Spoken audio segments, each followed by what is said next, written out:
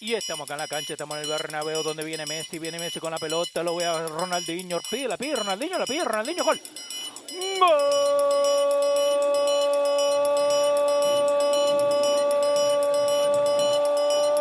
O toque de cabeça, olha chance, olha gol! Gol! Golaço! ¡Qué golazo!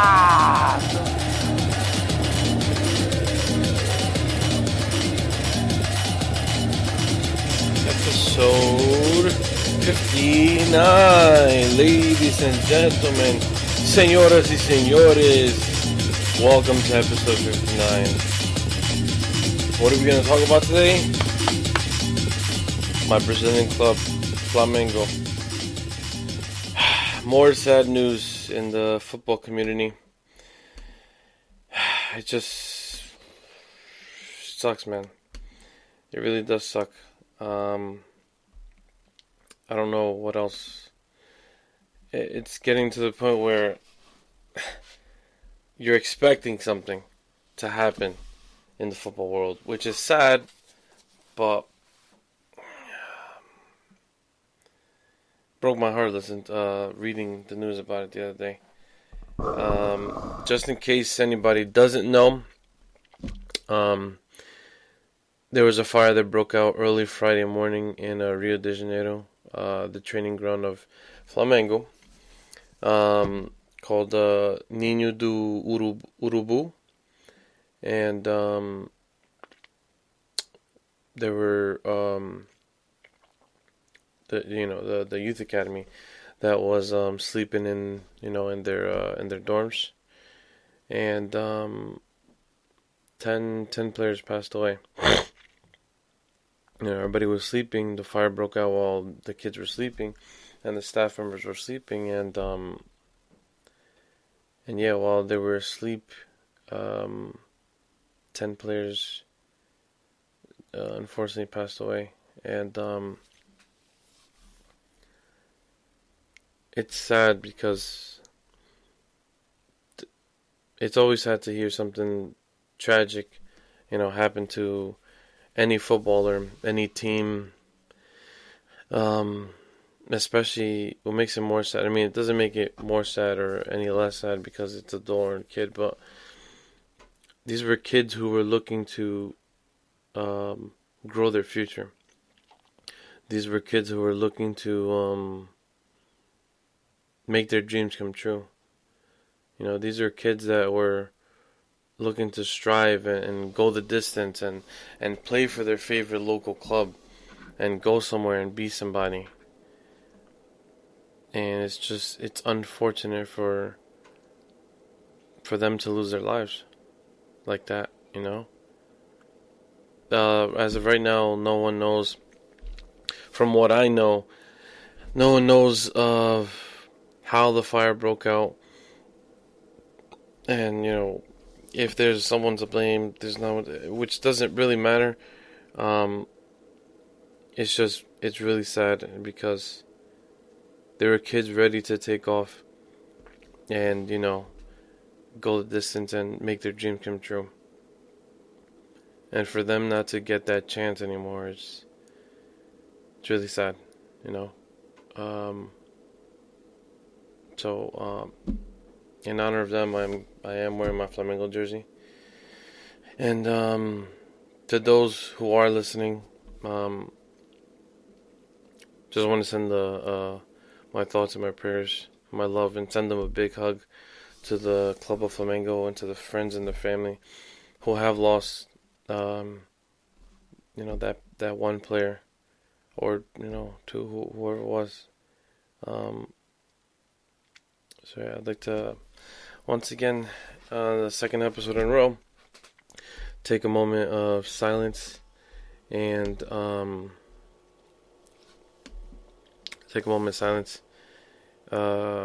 those 10 players from Flamengo.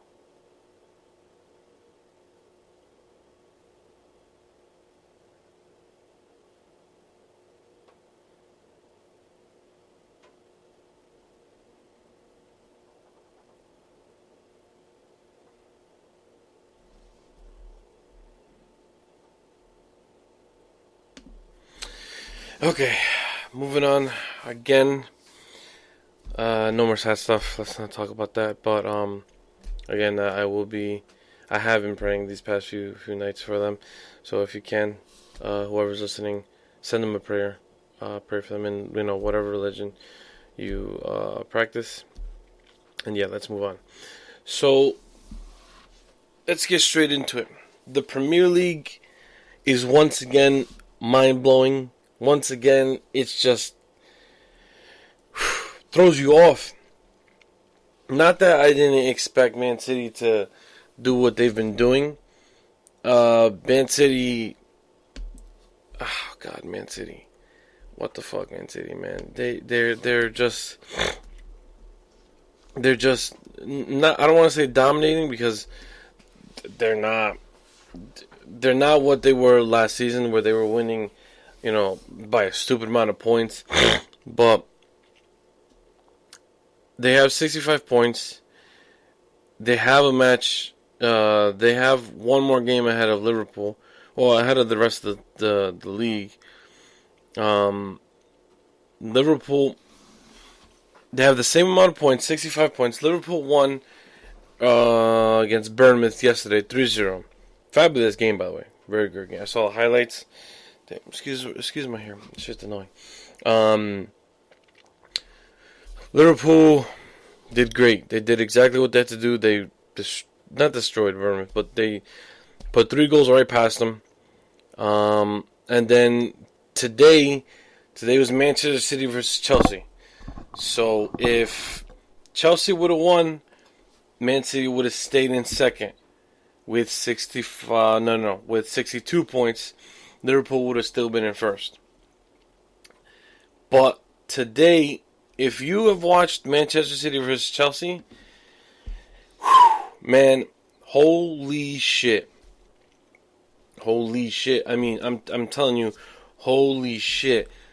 Manchester City made Chelsea look like crap. I mean, complete crap. Like, Chelsea made them look... Chelsea made Manchester City look like Real Madrid when they won the Champions League. Or like Bayern when they won those Bundesligas. Easy. They make them look like Barcelona when Barcelona was playing that tiki-taka under Pep Guardiola. And also, what I noticed, because I watched this game, and I'm neither a fan of City, nor am I a fan of Chelsea. You guys who listen, you should know by now I don't like either of those teams. But while I was watching this game, the only reason why I was watching this game because I wanted a 0-0 tie, which I knew that wasn't going to happen. I knew there was a very, very, very tiny chance that would happen. But come on, Manchester City with Aguero, Chelsea with Hazard. You knew there was going to be a crap load of goals. I just didn't think it was going to be so one-sided. I watched this game because I wanted a 0-0 tie so that City could stay in second and Chelsea could just stay in sixth so that they don't go ahead of United and City wouldn't go ahead of Liverpool. But, unfortunately, Manchester City won. So, on the bright side, Chelsea is still in sixth. City is now on top. What I noticed about that game was that Pep Guardiola really, really knows what he's doing and how he does it. He studied Chelsea very, very well. He studied Chelsea inside out because Manchester City completely dominated Chelsea. It was a game of men versus boys. I didn't see Hazard at all. Defense was completely shooken. Or completely shaken. Sorry, excuse me. Shooken. Completely shaken. I honestly have nothing to say but praise Manchester City for the way they played. And you can see, watching Manchester City play this game, you can see Pep Guardiola on the field. You can see his tactics and everything. Because as I was watching Manchester City, I saw a lot of things that reminded me of the Pep Guardiola, the Barcelona days when Guardiola was there. I saw a lot of similarities. I mean, the biggest one was towards the end of the game. It was the 87th minute. 87th minute. And they knew it was 6-0. Okay? And it's not like they can't see the scoreboard or the time. They saw it. Okay? They saw it. So like, okay, we got 3 minutes left. Right? We got 3 minutes left.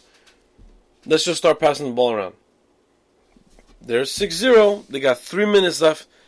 Every single time when Guardiola was at Barcelona and Barcelona was up by a crapload amount and they knew that there was barely any time to do anything else, they just sat back, passed the ball around, and just hold the ball. They didn't let Chelsea play at all. Obviously, there was no point. I mean, yeah, all right, Higuain could have probably got the ball, scored a goal. All right, 6-1. What's that going to do? Nothing. The way that they work the ball from the back to the front is magnificent. Now, if you watch the game all the way till the end, I don't know where you guys watched it. Here, I watched it on NBCSN. You saw how Guardiola, at the end of each game, with any game and every game throughout the world, the two head coaches, at the end of the game, they go, they shake hands, good game or whatever, they say whatever to each other, and then they go long.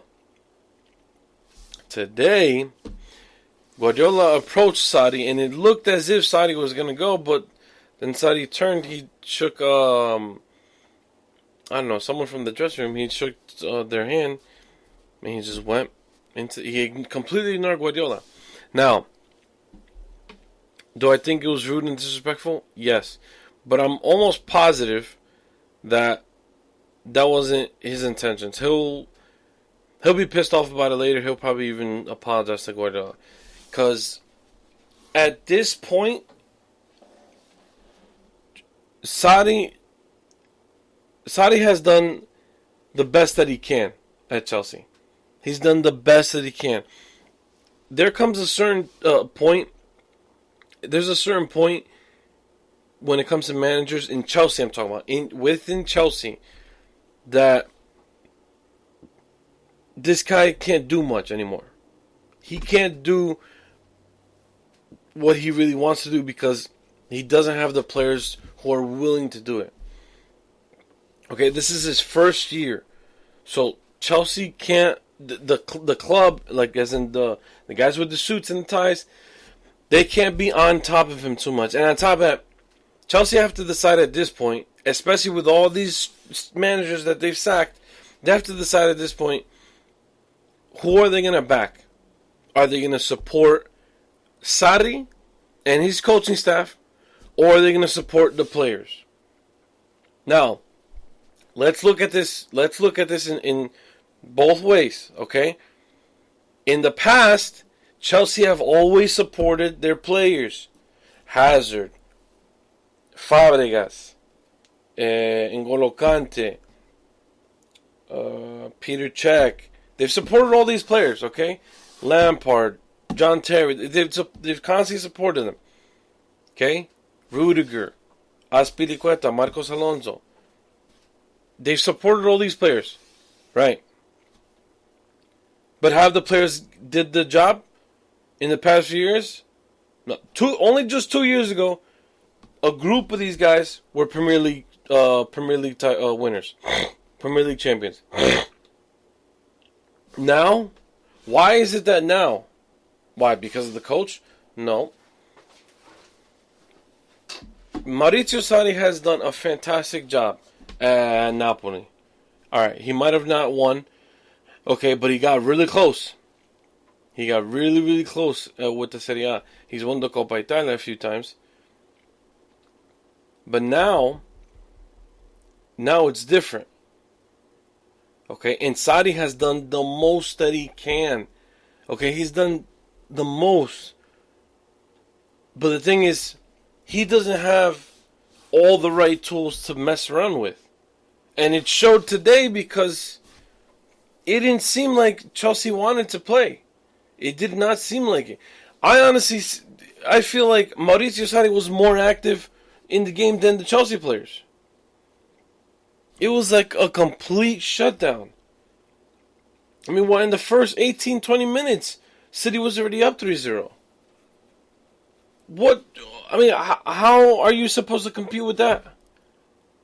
The players aren't doing anything. They are not doing anything. And it's like, bro, what the fuck? Wake up, man. You're playing for Chelsea. You are playing for Chelsea. You're a Premier League champion. You've won the Champions League. Like, come on, man.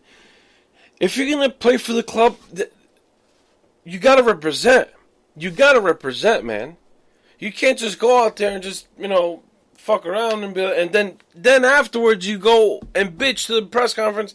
Oh, I don't know, I got to leave. If we don't make it to Champions League, then I'm going to go.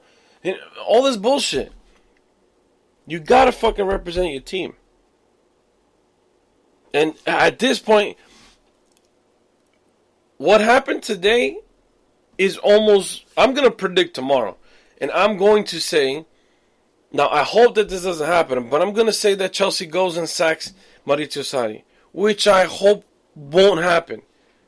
Because you got to give the guy time. This is his first fucking year in Premier League.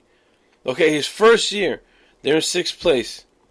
They're what? 15, 5, and 6 with 50 points. Okay? He needs more than a year in order to do what he wants to do. I mean, look at fucking City. Look what happened to them. Their first year with Guardiola, they came in what? 3rd? 2nd? I'm not 100% sure. But they didn't win. They did really well. Then what happened in 2nd year? Blew the record for Premier League. They won the Premier League. They got really close in the Champions League than they ever have. Okay, they won the Carabao Cup, if I'm not mistaken. Did they win that? No, they didn't. That was Arsenal. Or no, that was Chelsea. That was Chelsea who won it. So I mean, the thing about Chelsea, they have a history of just not backing their coaches. They have to back Maurizio Sarri because he can bring success to Chelsea. Believe me, he can. As much as I don't want to see it, I know it could happen. But they have to back him. They have to back him. They have to support him. They have to stick with him and support him and let him build the team. He's still restructuring what Antonio Conte had. What Antonio Conte had wasn't much. I mean, yeah, they won the Premier League. 2 years ago. They won the Premier League 2 years ago, but even though, I mean, Maurizio Sarri needs support. He needs support, and in this day and age, it sucks because you don't get that much support from your board as much as you want to. Look at Pochettino. He's got support, but you know what? No, that's a bad example. Look at Jose Mourinho when he was at Chelsea and even at United. Neither club, United supported him in the beginning, but then slowly towards the end, they started realizing that they shouldn't have supported him because of the situation. Marco Silva. It's another guy. You know what I'm saying? It's stuff like that. What's his name? Felipe Scolari. Carlo Ancelotti. André Villas-Boas. Di Matteo. These guys were all at Chelsea. Not one of them were backed by the club. They were not supported at all. And look what happened. Sure, they won a Champions League. Sure, they won a Europa League. Sure, they won a Premier League. But how many years have Chelsea been consistent? All those times that they won a trophy, a major trophy, okay, it's only been that 1 year, and then the following, it just goes down to hell. They'll go between 2 to 3 years of shit, then right after that, for some reason, they spark up. Not for some reason, because they have a new manager, sparks up, and then after that, goes right back down. Goes right back down. That goes to show you that Chelsea, the board The board needs to. You got to fix it from up top, from back there. If you don't fix it from the offices, shit isn't gonna happen on the field. So they gotta do something. They gotta wake the hell up. Because if they don't, just nothing's gonna happen. I'm saying nothing will happen. I promise you that. Because it's proof. It's proof right there. Chelsea is living proof that there's no sort of support for their managers. No support at all. Doesn't matter if they called him Jose Mourinho twice. Does not matter. Because look what happened at the end of the day. Sacked him. Dumped him right out. Isco is not happy with his playing role on bench. He took to Twitter a few days ago and tweeted, I completely agree with De La Red. I don't know who that is. But when you are not getting the same opportunities as your teammates, that changes things. Despite that, I'm continuing to work hard and battling for the moment when those opportunities arrive. Real Madrid. Now, could he just be saying that just to cover up that he's really leaving in the summer? He might even have some pre-verbal agreement with the club for this summer. Because that's what usually these players do. Right before they leave, most of the time they'll be like, yeah, you know what, I'm faithful, blah, blah, blah, I'm staying here, I'm fighting hard, I'm working hard to earn my spot, this and that, I'm all with the club. And then right after, they leave. So now, with this one,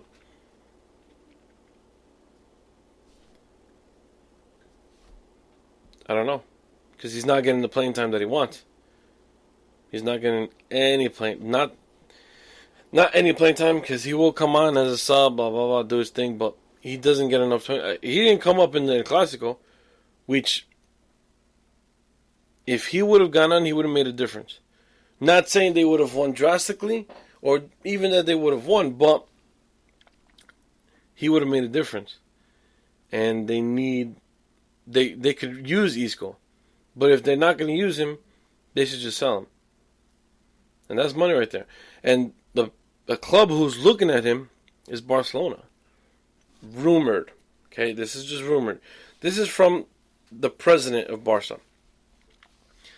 He said he'd first speak to Perez if ever he would want to recruit Barcelona. He says, if our coaches asked us for a player and they want to leave Madrid, of course we would sign them. But it has not happened since I'm here. There are no non-aggression facts. There are no non-aggression pacts.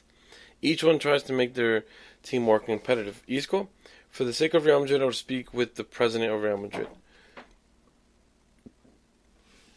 So, ever since he said that, that's it. Everything sparked up. Now all the rumors are going on about Isco going, or will he go? Honestly, when I first saw him at Malaga, I wanted him. I was like, I like that guy. I didn't know he was going to be so great, because he's gotten better, obviously. From Malaga to Real Madrid, he's gotten a lot better. Since I saw him at Malaga, I saw him at a smaller stage. So I was like, whoa, that kid's pretty good. But now that I see him in Madrid, I'm like, this guy's a fucking beast. He's a game changer. I mean, look at what he does in midfield. It's fucking fantastic. So my question to you guys is, could you see Isco leaving the Bernabeu? And if he could go, where could he go? Because aside from the Barcelona rumors, Manchester City has long been wanting him. For like 2 years now, they've been wanting him. There's all those rumors thrown out that Isco to City want Isco, is he going to the Etihad, blah, blah, blah. I could see that happening because David Silva is coming to that. He's fantastic still. He's great. But at any the older you get, those injuries pile on, and it's not going to be great. And Isco is a great replacement for David Silva. He's great. I mean, don't get me wrong, they still have Bernardo Silva, De Bruyne, and all these other guys. But Isco, I'd pick up on him. Moving on, new Colombian head coach Carlos Queiroz sent James Rodriguez a warning, saying, "A player of that caliber needs to be playing as much as possible." Carlos is right to be, he's right to be concerned, because he needs to send James a wake-up call saying, "Yo, work harder, okay, work harder and break into the starting 11, earn your spot to the point where the head coach Niko Kovac can't sit you down. That he needs to be able to play you. I mean, he needs to. It's time that the guy moves on from Bayern. Even if it is to a smaller club.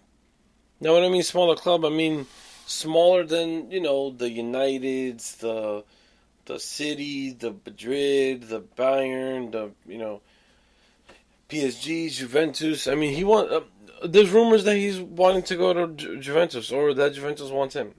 Either or. I mean, think about it, bro. Think about it. What are you going to do at Juventus? I mean, first, let's hold on to James right here. Okay, I'm going to place him right here. Let's talk about Ramsey. What the fuck is Ramsey going to do? You got Pjanic over there, Matuidi, Chan, what's his German name? Kedira.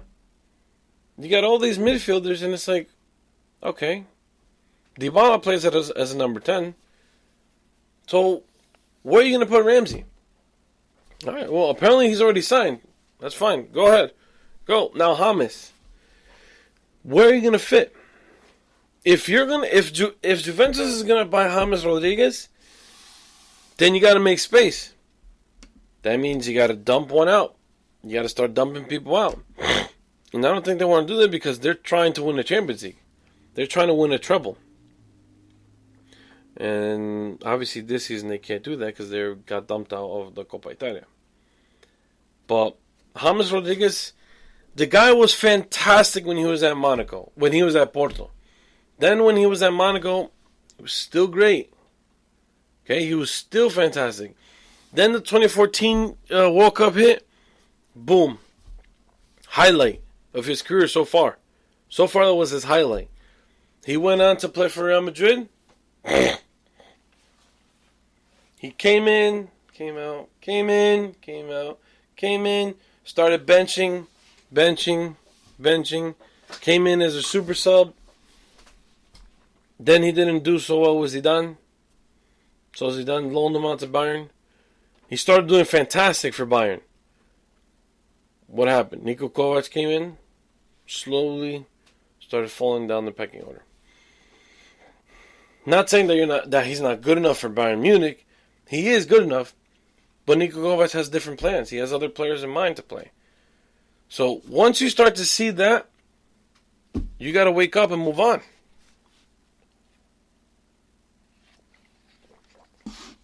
Oh, that got cold. James Rodriguez, and especially if he wants to represent Colombia in the Copa America, and even if he wants to make it to the 2022 World Cup in Qatar. He just has to. He's going to have to. He's got to wake up and move. When I mean a smaller club, I mean go to Schalke. Go to Wolfsburg. Go to Everton. Go to Valencia. Go to Villarreal, Sevilla. Go to Atletico Madrid. I mean, this is just an example.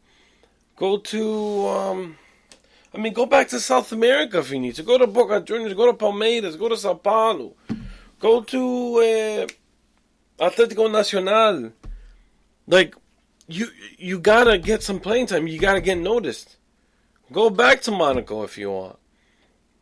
And if you're gonna go to Italy, go to a smaller club. Go to AC Milan. I mean, no disrespect to them. It's just that they need the help. So he would, help out. I mean, I'm not saying that's the ideal choice, but what I'm trying to say is he has to go to a club where he's needed, and that he could fight and earn his spot. He has to find that match. I honestly wanted him to go to Manchester United when he was linked over there. I wanted him to go because I was like, bro, we needed number 10. Now I don't think we really need him that much because we got Pogba. Not that we didn't have Pogba, it's that now Pogba is finally Pogba. I mean, Pogba is even right now. Pogba is better than Juventus Pogba. It's fantastic how amazing he is.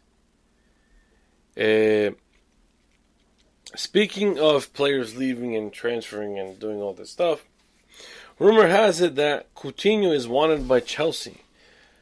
Chelsea is looking to replace Hazard because, let's face it, I think everybody knows, and if he doesn't move in the summer, I think everybody would just be shocked, aside from the people close and the people who know his move. But it seems like Hazard's already leaving. Okay, he keeps saying all this bullshit. He's gonna leave, blah blah. He's not gonna announce it. All this drama. Okay, so in everybody's eyes, Hazard's leaving to Real Madrid. Point blank. That's it. Done. All right, it's already done. It's already agreed, etc., etc. Now they want to replace him,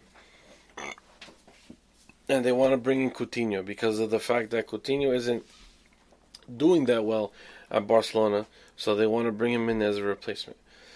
Number one. He is my all-time favorite player as of right now, meaning players that are playing now. Despite the fact that he's having a hard time at Barcelona, I still love him. I still admire him. I adore the guy. He's fantastic. I mean, I love the way he plays the game, and it's great. It's fantastic. I'd like for him to break out into Barcelona and just really, really start going. Even if it's towards the end of the season, doesn't matter. I would like for him to, step up and be a vital player for Barcelona. Not that he's not, but it's that he hasn't. And it's been a year. Okay, I admit it's been a year. He should have by now. In the beginning, in the first month or two, he had a hard time. Then he started breaking out. And then ever since this season started, it's like he's gone downhill. I don't know. I just don't want to see him go because he is the player that I like. And I like him for Barcelona. And Barcelona is my club. And I hate Chelsea. And I would not like to see him go to Chelsea. Plus, on top of that, he would get a lot of help from Liverpool. Face it. Could this be his escape from... Could this be his escape from a rough season with the Blaugrana? Honestly, I don't know how he would fit at Chelsea. I don't know if he could fit Sarribo.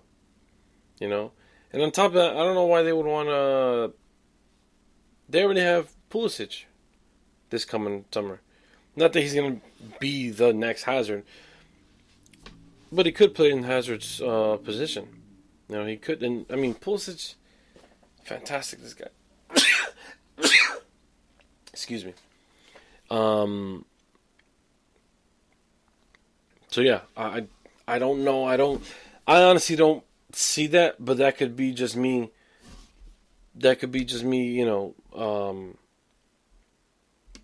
Being biased with how I love Coutinho and how I love him at Barcelona, despite the fact that he's going there. So, not sure. What do you guys think of that? What do you guys think about that?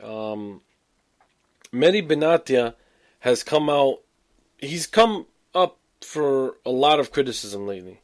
A lot of criticism.